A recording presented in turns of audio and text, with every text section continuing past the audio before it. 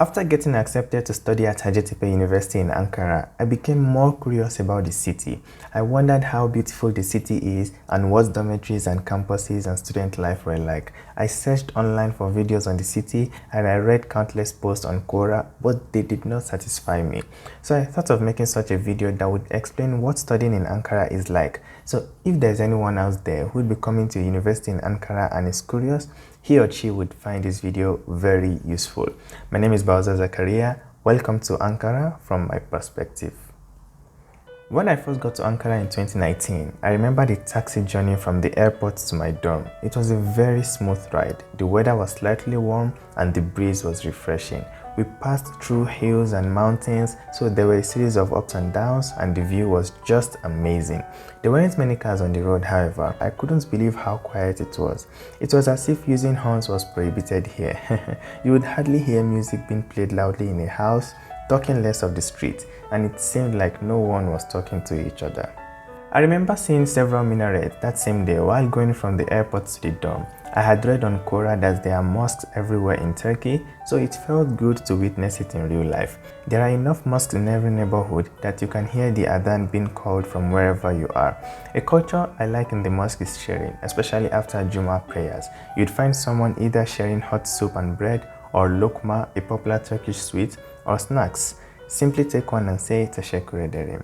Ankara is known for its universities. In this video I made of the top 10 universities in Turkey, Ankara has the highest number of universities in that list, 5 universities, and they all have nice campuses, especially my university Hacettepe.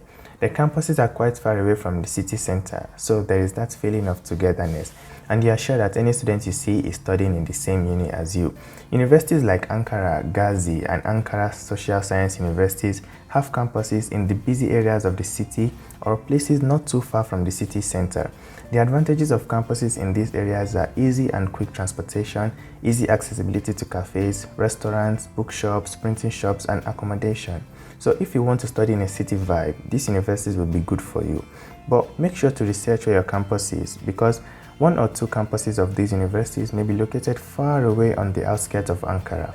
For me, I like the single campus option like Hacettepe has and Middle East Technical University O2. It's just like the University of Lagos in Nigeria. It's like everyone is part of one big family.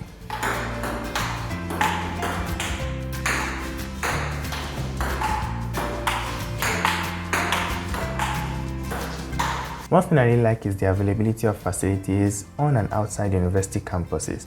Talk of libraries, recreational parks with green gardens and lawns, gyms, sports centers, swimming pools, prayer rooms, football fields, shopping malls, museums, and coffee shops.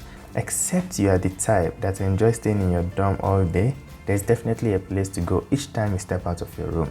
Before leaving Lagos, I had looked up my dorm on Google Maps just to see some pictures. I wanted to know what my dorm looks like inside and outside. I also wanted to know how many students would be in each room.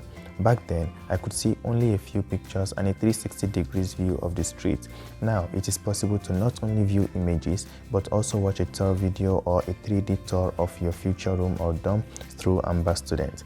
Amba Student is a one-click accommodation booking platform for university students. They have over 16,000 properties in over 20 countries, and they cater especially to international students. Before moving to a new city or country, you know how important it is to be sure of where you'll be staying, right? Amba Student helps with that, and they do their best to find you a place that suits your situation and location. They really make your accommodation booking process easy and straightforward. On their website, you can search by university or city for nearby housing, and at specific locations, you can pay for rent and bills all together at once.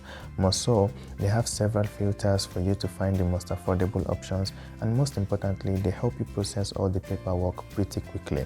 They have been reviewed by several students on Trustpilot and have an overall rating of 4.7. That's impressive. So you can be rest assured that you are getting a great service. Use the link in the description to explore accommodation options or chat with them live on their website or WhatsApp for further inquiries. I really can't wait to have them in Turkey. It takes me approximately an hour by train to get to my university. If I had a car, it would take barely 30 minutes because the road structure here in Ankara is amazing. My dorm is located far away on top of a hill, so I have to walk down the hill every morning and climb it again every evening. Of course, it wasn't easy at first, but I got used to it, and I take at least 5,000 steps by going to and returning from school every day. Stressful, but good for the body. Among the Turks, Ankara is known as Memur Shehri, which means the city for civil servants. That's because a lot of civil servants work here. Being the capital, a lot of embassies, headquarters, ministries, and museums are easily found. That's why we students in Ankara can get all kinds of paperwork done without having to go elsewhere. So the city is perfect for people who like a consistent pattern and are really into their routines. For students who want to try out many things, Ankara may not be the best place for that. It is not a place with many touristic attractions, and it is usually referred to as a grey city. As university students, we easily take and lose interest in activities and we want to try out several things. That's why at the beginning of every semester, I usually sign up for about 10 clubs or societies, but end up going for none. Last year, I signed up for the Bicycle Club, UAV Club, which meant Unmanned Armed Vehicles Club, Erasmus Club, Institute of Electrical Engineers Club, and so many others I cannot even remember. But unfortunately, I didn't even have enough time for my departmental courses, so I barely attended 1 or 2 sessions in any of those clubs. Man, school is terrible. As a computer engineering student, I have to code a lot. We get coding assignments every 2 weeks and we may have quizzes in the weeks between. When I want to seriously code, I like going to the study room in my dorm or going to a cafe. In Ankara, there are lots of nice cafes, so you definitely find 1 or 2 that suit your taste. Some of them may require you to buy a drink at least, and some may ask you to pay for Wi-Fi. But the ones I like the most are those with a dedicated library or study room. I usually have to go early to get space, and I can study there without paying a dime. There's this website called mynoise.com. I listen to the Irish coast sound with my earbuds and start coding. The environment, the rain sound, and an easy assignment are just the best combo for me. Last year, I also had to take maths, computer architecture, and statistics. These are key courses we must pass in order to take courses next year. Turkish history is also compulsory for all undergraduates to take and pass, else you will not graduate. For me, it was interesting because we were taught in English, the teacher took his time to explain well, and I was interested. For most international students, however, this is just another stressful one.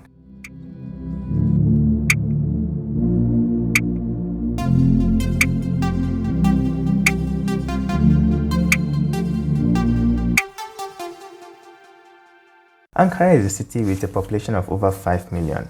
Istanbul is 3 times that number. So, if the metro or buses in Ankara is this crowded, you can imagine what Istanbul is like.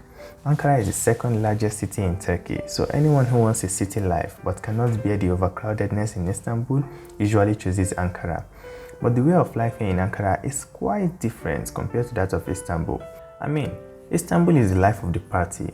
There's so much to do there that you could end up placing priorities on things other than school. It could be tourism, trade, or party and fun, because Istanbul is richer in terms of historical heritage, natural beauty, trade opportunities, and social events.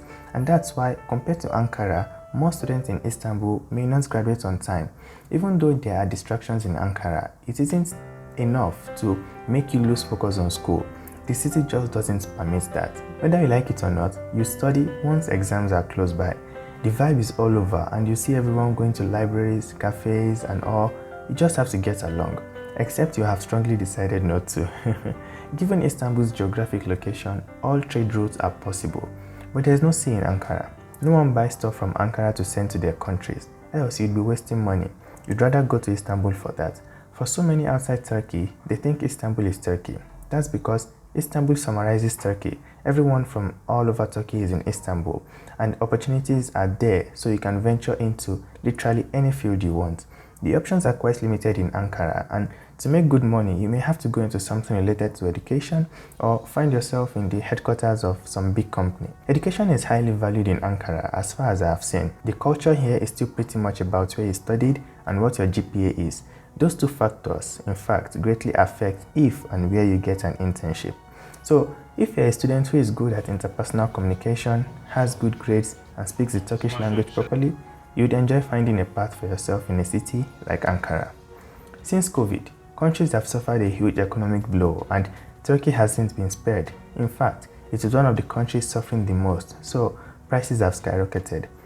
On this date, 21st of August 2022, I went to BIM, which is one of the common grocery stores here in Turkey, and I took pictures of the current prices so you have an idea of the cost of goods.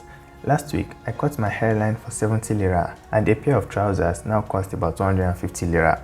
It costs a minimum of 20 lira to enjoy bread and good soup, but in Turkish food culture, soup and bread is the starter. After that comes the main dish, which could be rice and chicken, for example.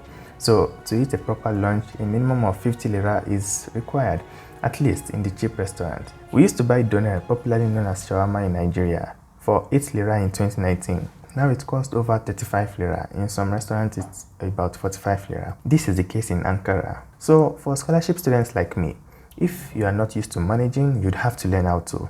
Apart from summer, where you have to cater for breakfast, dinner, and lunch, I think your stipend would be just enough to live okay for the entire month. You have to be strategic about where you buy stuff. For example, buy lunch on your campus. It costs less than 5 lira. Go to Ulus instead of Zara. You may find the same quality for a cheaper price. Don't miss breakfast or dinner in your dorms. And teach English or any language to your friends or Turkish families so that you can have some extra income. That's what a lot of students do here. Hopefully, this economic crisis we are all facing would be over soon.